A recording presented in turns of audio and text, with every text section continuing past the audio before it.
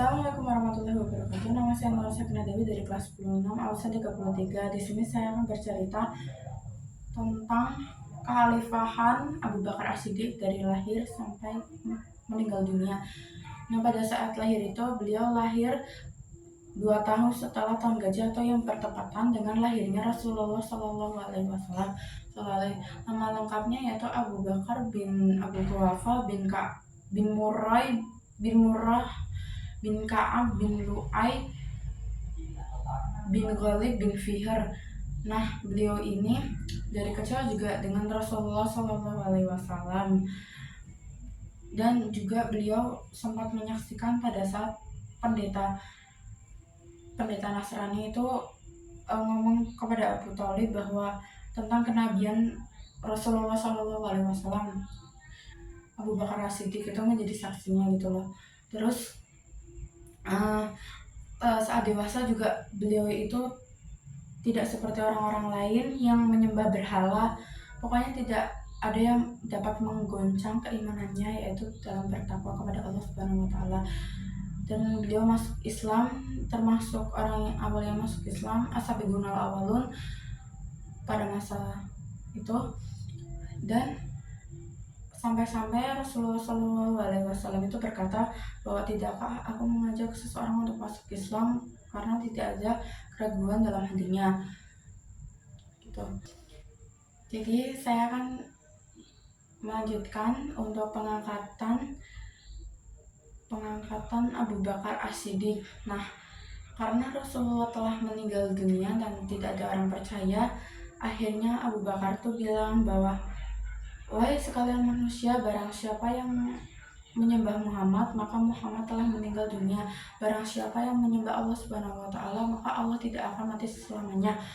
Terus juga beliau berpidato mengenai dalam surat Ali Imran juz 3 ayat 144. Bismillahirrahmanirrahim. Wa Muhammadun ilaihi rasul qad khalas min qablihi rusul afa imata au qutilan qalabatum ala aqabikum wa may yanqalib ala akibaihi fala yadhurullahu syai'a wa sayajziyallahu syakirin. Dan artinya, dan Muhammad hanyalah seorang rasul, sebelumnya berlalu beberapa rasul. Maka jika dia meninggal dunia, apakah kalian akan berbalik ke belakang atau murtad? Dan jika beliau dan barang siapa yang berbalik ke belakang atau murtad, Allah tidak akan merugikan Allah, dan Allah akan memberikan balasan kepada orang yang bersyukur. Dan pada masa pengangkatan itu juga karena kebimbangan atas siapa yang menggantikan Rasulullah SAW, pada masa itu kaum Ansar terbagi menjadi 2 golongan, yaitu kaum Aus dan kaum Khazraj. Nah, mereka itu mengajukan satu orang, yaitu Sa'ad bin Ubadah, dan mereka bertemu di Balairung Sakifah Bani Sa'idah.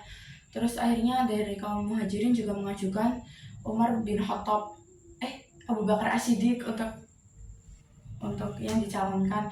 Nah, pada waktu itu Umar bin Khattab tuh bilang bahwasanya, tidakkah kamu yang pantas untuk menggantikan Rasulullah SAW, karena Rasulullah telah mempercayai kamu sebagai imam sholat penggantinya pada masa dia sakit, gitu.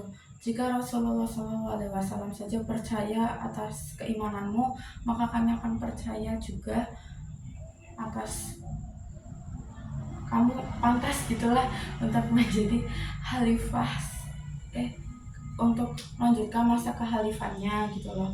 Terus atas Abu Bakar As-Siddiq itu menjabat 2 tahun 3 bulan 10 hari gitu. Terus juga ada beberapa strategi yang beliau adakan gitulah. Substansi dan strategi Abu Bakar As-Siddiq. Yang pertama itu adalah peristiwa Ridah, yaitu peristiwa ini tuh karena banyak orang muslim yang sholat tetapi tidak melaksanakan zakat, karena bagi mereka itu tidak wajib karena peninggalnya Rasulullah SAW, sehingga mereka itu menentang Abu Bakar gitu ceritanya. Terus di sini diadakanlah perang Riddah ini, perang kemurtadan.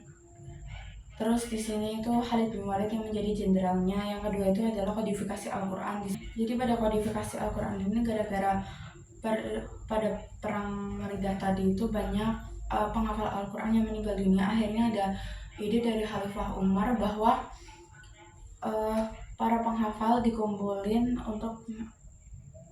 dan Al-Quran dibukukan menjadi satu buku.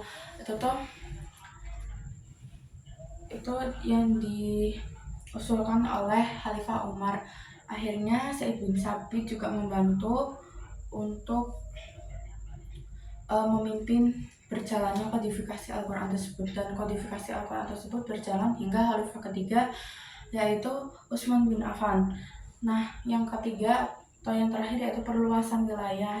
Di sini tuh ada 4 panglima besar, yaitu yang pertama Abu Ubaidah bin Jarrah itu dikirim ke Himsimah, yang kedua itu Yazid bin Abu Sufyan itu dikirim ke Damaskus, yang ketiga itu Surahbil Ibnu Hasanah itu dikirim ke Jordania, dan yang keempat itu adalah Amr bin As itu dikirim ke Palestina. Terus ada juga Ikrimah bin Abu Jahal itu yang membantu mereka dalam perluasan wilayah tersebut. Nah, untuk wafatnya Abu Bakar As-Siddiq ini tuh karena beliau mengidap penyakit selama 15 hari dan beliau dimakamkan di kamar Aisyah,